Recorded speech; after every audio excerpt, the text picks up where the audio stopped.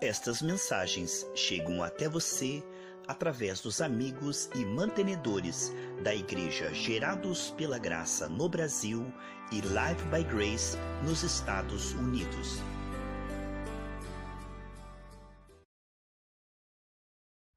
A paz do Senhor Jesus Cristo, queridos irmãos. Glória a Deus pela sua vida. A minha Bíblia está aqui aberta em Hebreus 12, versículo 2.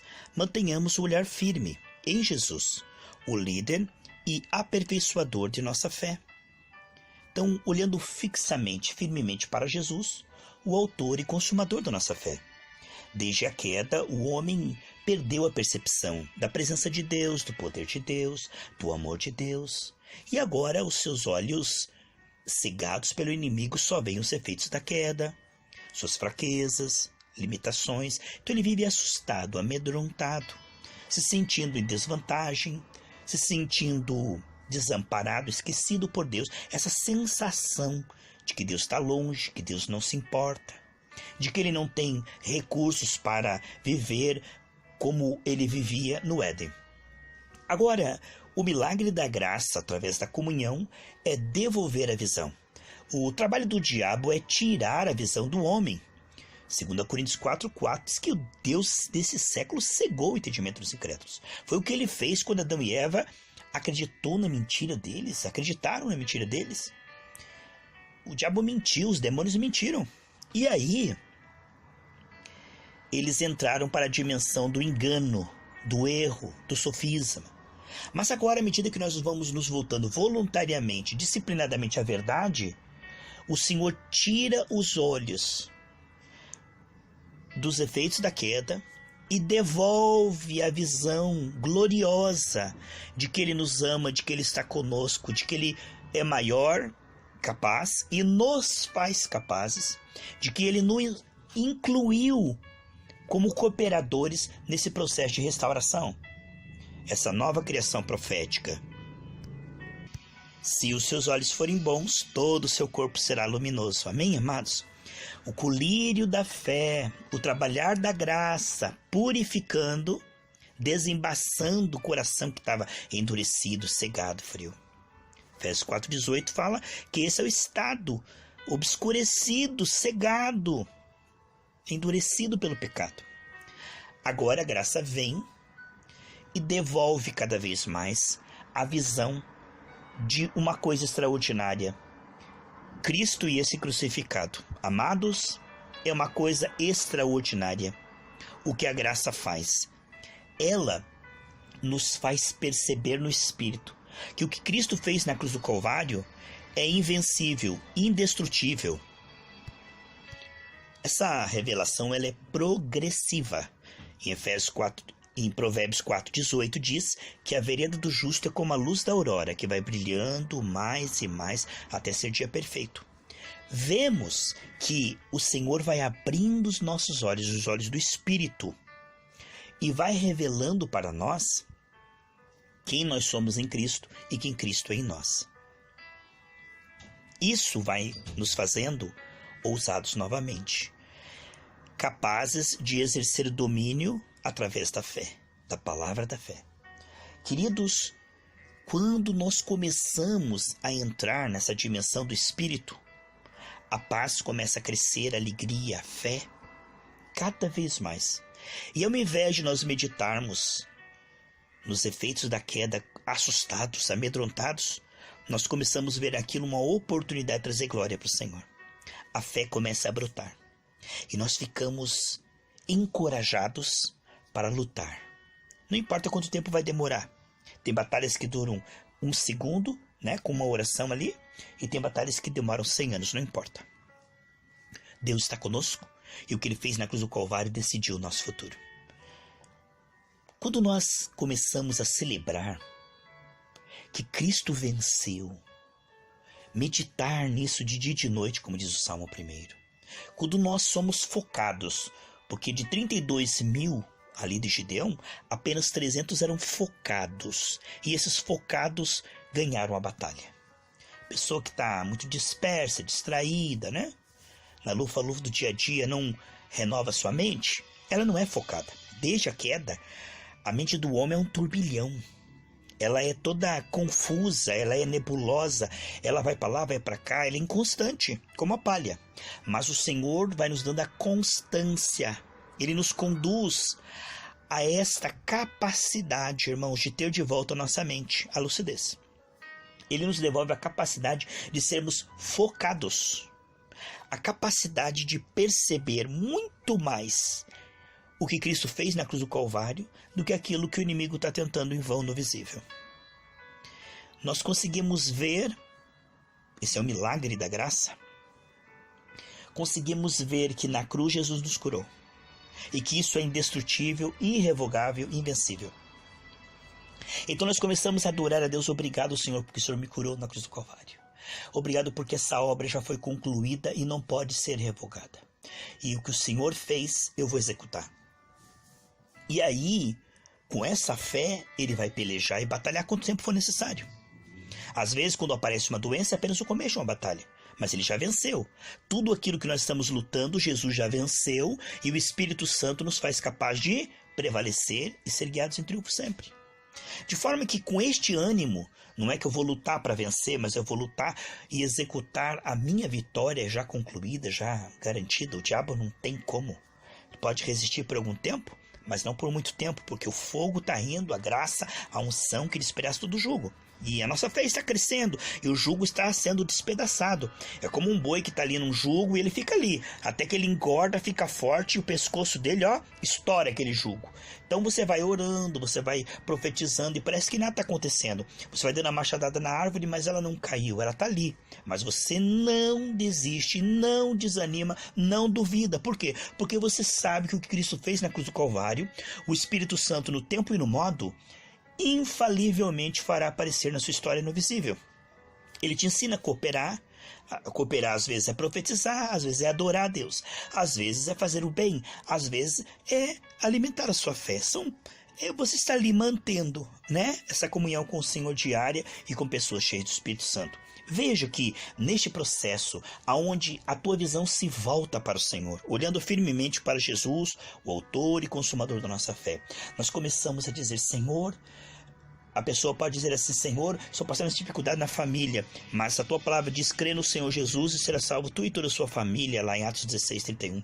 Então ele começa a ser obrigado, porque lá na cruz o Senhor já proveu todos os recursos, assim como Davi proveu todos os recursos para Salomão construir o templo. Assim como Deus criou o homem por último, e todos os recursos estavam prontos para Adão de graça. Assim como Deus diz em Josué: eu vou dar a vocês uma terra que vocês não semearam, não regaram, mas eu vou dar de presente para vocês. O Novo Testamento é um presente, e não é um presente de grego, não. O que Jesus realmente conquistou, o Espírito Santo realmente te dá. Não é algo que fica no papel, não é um testamento que não tem fundo bancário, não é uma ilusão nem uma utopia. O que Jesus Cristo venceu e te entregou, o Espírito Santo te ajuda a receber e a manifestar, né? A Bíblia diz em 1 Coríntios capítulo 2 que as coisas que os olhos não viram, os ouvidos não ouviram, não subiu o coração do homem, é aquilo que Deus tem separado, preparado para aqueles que o amam, e que essas coisas são loucura para aqueles que estão se perdendo, mas para nós é o poder de Deus. O Espírito Santo é o intérprete da graça. É ele que nos ajuda a tomar posse daquilo que Jesus Cristo conquistou e nos entregou. Jesus na cruz nos entregou o Novo Testamento, uma vida abundante. E o Espírito Santo é aquele que vai nos ajudar a receber e a manifestar. Quando o Espírito Santo entra em mim e você, diz em Gálatas 4,6, que ele coloca em nós um gemido, Abba Pai. Então ele inclina o nosso coração para a palavra, para a oração. Ele vai abrindo os nossos olhos para que nós venhamos a perceber que nós somos em Cristo, que em Cristo é em nós. Ele vai então colocando de volta o foco. E à medida em que nós vamos focando e meditando milagrosamente nos valores da palavra, nos valores da herança, a nossa fé só vai crescendo, e isto é o impulso, a força que nós vamos para cima do mal, com ousadia, com autoridade, com percepção de autoridade, né? O que vemos, amados, é tremendo o trabalho do Espírito Santo, que ele vem para nos ajudar a realmente viver essa vida que nós ganhamos. perceber, viver e manifestar. A espada do Espírito é a palavra de Deus, ou seja, o Espírito Santo, ele opera através do que a palavra de Deus diz e nos é revelado. E nós vamos percebendo isso e vamos celebrando isso. À medida que você medita que em Cristo você é próspero, saudável e cheio do Espírito Santo, à medida que o Espírito Santo te faz perceber, porque não é o pensamento positivo onde você imagina e tenta criar realidades, é o milagre onde o Espírito Santo revela as profundezas do amor de Deus, do coração de Deus, da palavra de Deus. Ele descortina as Escrituras e ele nos faz o coração arder. Ele motiva-nos a ficar diante dessa palavra. Somente os sábios conseguem ficar diante dessa palavra. Isso são momentos de fortalecimento, de esclarecimento, onde nossa fé é vitaminada, a nossa fé é esclarecida, e nós vamos conseguindo perceber que o que temos no nosso espírito pela presença do Senhor nos dá total recurso e banca suas promessas. Então nós começamos a falar diferente, porque cremos, falamos com muita ousadia. Nós começamos a perceber, olha o milagre da graça, perceber muito mais a provisão de Deus do que a crise. Veja que Isaac, ele semeou no tempo de crise. Muitas pessoas podem dizer, mas esse tempo é tempo de crise, é melhor não semear porque vamos perder a semente. Mas Isaac percebia que Deus era com ele, que Deus abençoaria tudo que ele fizesse. Então essa percepção de Deus está comigo, Deus vai agir quando eu agir, porque Deus está me inspirando a agir e vai confirmar isto, fez com que Isaac semeasse e Deus desse a ele uma colheita tremenda no ano da crise. Então, quando uma pessoa ela é ungida, ela vê oportunidades, ela vê água na rocha, como Moisés. Ninguém via, mas Moisés via. Então você vai ver o que ninguém está vendo, todo mundo está vendo o gigante, você está vendo Deus com você. É através desse ânimo de continuar se entregando dia após dia, essa constância, firmeza. É também através dessas revelações que vêm, através dessa entrega diária. Então o Senhor nos ensina a nos entregar, nos coloca diante dele mesmo, o Senhor nos coloca na sua presença e o Senhor vai dando revelação. Olha que coisa tremenda. Ele nos anima, nos encoraja, nos mantém diante dele e mantém as revelações vindo. E nós vamos cada vez mais percebendo as realidades espirituais encobertas, o maná escondido. E é com esta fé, é com essas revelações que nós vamos para cima do mal. Que nós vamos agora lutar contra os efeitos da queda, os desafios, os gigantes e também as tentações. Nós começamos a nos ver como alguém fortalecido. Como diz Joel 3,10, digo fraco, eu sou forte. E na força do Senhor nós somos fortalecidos, não na nossa carne, nossa condição humana, mas fortalecei-vos no Senhor. Como Paulo escrevendo a Timóteo diz que essas palavras, Timóteo, que você tem meditado lá em 1 Timóteo 1,16, essas profecias a seu respeito, sejam suas armas. Então, aí nós começamos a ter argumento. Nós não ficamos passivos, acuados, nos sentindo vítimas, mas nós começamos a nos ver como mais que vencedores e vamos como um filho do leão. Nós vamos para cima desses desafios com a certeza de que Deus está conosco. Como Moisés foi para cima do Império Egípcio para retirar aquele povo da escravidão. Então, se a pessoa não tem comunhão com Deus, ela não se sujeita a Deus, que é o chamado a andar com Deus, se arrepender dos seus pecados, se converter, alimentar a sua fé. Se ela não se sujeita a Deus, ela não consegue resistir ao diabo. Por quê? Porque o diabo, via carne, sempre vai fazer com que ela pense que ela não consegue, que aquilo é difícil, A pessoa diz, é complicado, é difícil, eu não consigo, não tem jeito. Tá vendo? Essa é a frequência das trevas. A frequência da impossibilidade, a frequência da escravidão. Mas quando o homem tem essa consagração, essa entrega, ele sai da esfera do engano e entra na frequência de Deus está comigo e eu tenho domínio dessa situação para a glória dele. Quando a pessoa começa a pensar assim, ela começa a ver que a sua carne é muito inferior. Ela vai parar de dar desculpa para o pecado e ela vai começar a ver que ela pode e tem essa condição de renunciar. O Senhor não diria, aquele que quer vir após mim, tome sua cruz, renuncie, a sua carne, se isso não fosse possível. Aí ele começa a ver que a palavra de Deus, ela é operante. Ela não é apenas promessa, ela é profecia. Ela não é apenas algo escrito, mas é algo que você consegue praticar. A Bíblia diz em Tiago 25 que o homem será bem-aventurado daquilo que praticar. Aí, essa fé nos tira da teoria, irmãos, e nos leva a não apenas crer na cura divina, mas começar a orar por enfermos e vê-los curados, a libertar, a ver sinais, prodígios, maravilhas e milagres. Começamos a ver então uma árvore frutífera, não uma fé morta, mas uma fé que dá muito fruto para a glória do Senhor. Quando nós começamos e perseveramos nessa entrega diária, que vai passando por renúncia, que vai passando por espera e adoração, e focados no Senhor, né? Enquanto o mundo está meditando no problema, você está meditando no trono, no esconderijo do Altíssimo. Senhor, obrigado, porque o Senhor me fez invencível em Cristo. Obrigado, porque isso que eu estou enfrentando, o Senhor já venceu. Obrigado, Senhor, porque o Senhor me fez invencível em Ti, e o Senhor que decide o meu futuro, e o Senhor está me fazendo cada dia mais forte, e a minha fé está crescendo. Obrigado, Senhor Deus, porque eu consigo crer e falar com fé. Obrigado porque eu estou semeando no Espírito, e a colheita é infalível. Obrigado, Senhor, porque eu sou o que sou pela graça. Antes eu tinha medo, agora a fé está brotando.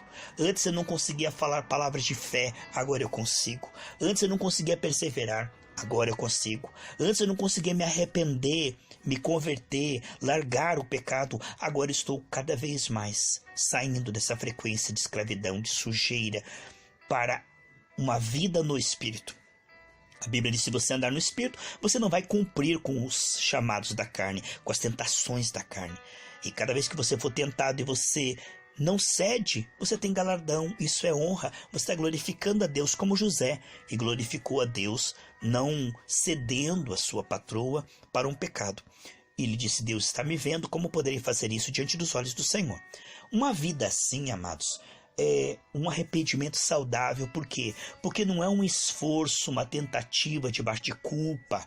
Não é algo humano, mas é milagroso. O arrependimento saudável, ele é realmente o efeito de uma vida que anda com Deus e que tem revelação de quem ele é no Espírito, de quem realmente Cristo é nele, e ele começa a ver essas coisas de uma outra maneira, amados. Porque quando o Senhor revela a sua palavra, a sua salvação, você vê isso de maneira revelada, através da sua comunhão com o Senhor. Isso é uma revelação relacional. Isto é uma coisa insubstituível, irmãos. Nada pode substituir isto. Não há fórmulas mágicas, retiros mágicos, não há homens ungidos que possam fazer isso por você. Eles podem até te ajudar, orar por você, sim, interceder, mas a tua comunhão com Deus vai abrir os teus olhos. A tua comunhão com Deus e a comunhão de Deus com você, um pouquinho a cada dia, um tijolinho a cada dia, você está construindo aí este palácio ao Senhor. Oh, glória a Deus! Amados, eu espero que esse estudo que nós tivemos, tão breve, sabe, foi apenas uma pincelada de 7 partes, onde nós falamos até onde vai o arrependimento saudável, não debaixo de culpa, de tentativa humana para tentar agradar a Deus, mas sim do milagre da graça que nos leva a ver a nossa carne, a ver a tentação como algo que nós temos o domínio, como algo que nós podemos renunciar com alegria. Pelo poder do Espírito Santo, eu creio que esse estudo foi na unção e direção do Espírito. Ele é muito simples, tudo que eu falei você já sabia, mas eu creio que a unção de Deus traz muito mais do que informação.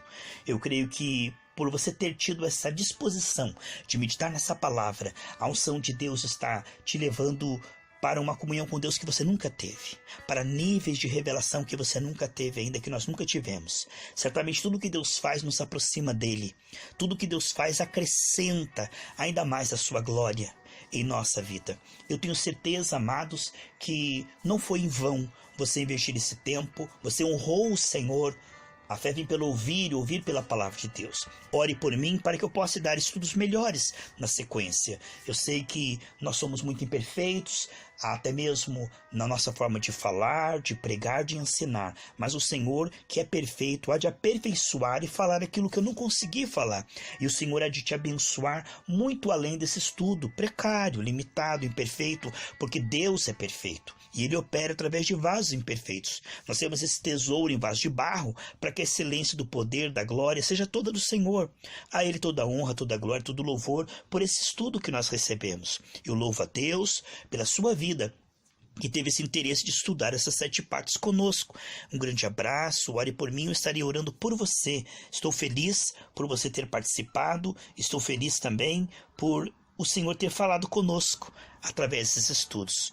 Saiba que Jesus te ama e ama essas pessoas à sua volta. E você pode ser como Moisés foi, como Daniel, como Davi, como Paulo, Pedro, João. Você pode, porque o Senhor está com você. E o Senhor te ungiu, te escolheu, chamou você pelo seu nome. Vá em frente, continue alimentando sua fé.